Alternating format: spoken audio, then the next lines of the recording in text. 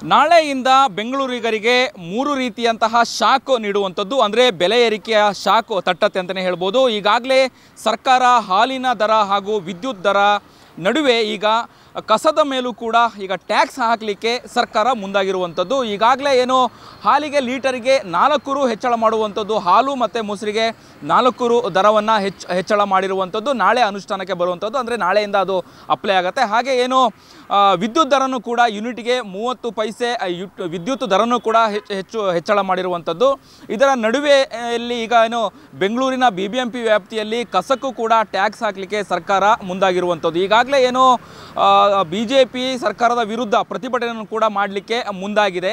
ಅದು ಯಾವುದನ್ನು ಕೂಡ ಲೆಕ್ಕಕ್ಕಿಟ್ಕೊಳ್ಳದೆ ಈಗ ಸರ್ಕಾರ ಕಸದ ಮೇಲೂ ಕೂಡ ಟ್ಯಾಕ್ಸನ್ನು ಹಾಕುವಂಥದ್ದು. ಅಂದರೆ ಅಳತೆಗೆ ಸಂಬಂಧಪಟ್ಟಾಗೆ ಅಂತ ಹೇಳಿದ್ರೆ ಏನು 600ರಿಂದ 1000 ಚದರ ಅಡಿ ಇರುವಂತಹ ವಿಸ್ತರಣೆ ಇರುವಂತಹ ಕಟ್ಟಡಕ್ಕೆ 50 ರೂಪಾಯಿ ಹಾಗೆಯೇ ನಿಗದಿ ಮಾಡಿರುವಂಥದ್ದು. ಅಂದರೆ ಕಟ್ಟಡದ ವಿಸ್ತೀರ್ಣ ಏನಿದೆಯೋ ಅದರ ಮೇಲೆ ಈಗ ಏನು ಕಸದ ಮೇಲೆ ಟ್ಯಾಕ್ಸ್ ಹಾಕಲಿಕ್ಕೆ ಈಗ ಸರ್ಕಾರ BBMP ಪ್ಲ್ಯಾನನ್ನು ಮಾಡಿರುವಂಥದ್ದು. ಈಗಾಗಲೇ ಏನು ದುಬಾರಿ ಬೆಲೆಯಲ್ಲಿ ಜನ ತತ್ತರಿಸಿ ಹೋಗಿರುವಂಥದ್ದು. ಇದರ ನಡುವೆ ಈಗ ನಾಳೆ 3 ರೀತಿಯಾದಂತಹ ಬೆಲೆ ಏರಿಕೆಯ ಶಾಕ್ ತಟ್ಟತ್ತೆ ಅನ್ನುವಂಥದ್ದು. ಬಹಳ ಪ್ರಮುಖವಾಗಿ ದಿನಬಳಕೆ ವಸ್ತುಗಳಿಗೆ ಈಗಾಗಲೇ ಸರ್ಕಾರ ಬೆಲೆಯನ್ನು ಏರಿಕೆ ಮಾಡಿರೋದ್ರಿಂದಾಗಿ ಈಗ ಜನ ತತ್ತರಿಸಿ ಹೋಗಿದ್ದಾರೆ. ಆದರೆ ನಾಳೆ 3 ಅಂದರೆ ಹಾಲು ಮತ್ತು ವಿದ್ಯುತ್ ದರ ಮತ್ತು ಕಸಕ್ಕೂ ಕೂಡ ಟ್ಯಾಕ್ಸ್ ಹಾಕಿ ಈಗ ಬೆಂಗಳೂರಿಗರಿಗೆ ಮತ್ತು ಕರುನಾಡಿನ ಜನರಿಗೆ ಬರೆಯನ್ನು ಎಳಿಲಿಕ್ಕೆ ಈಗ ಸರ್ಕಾರ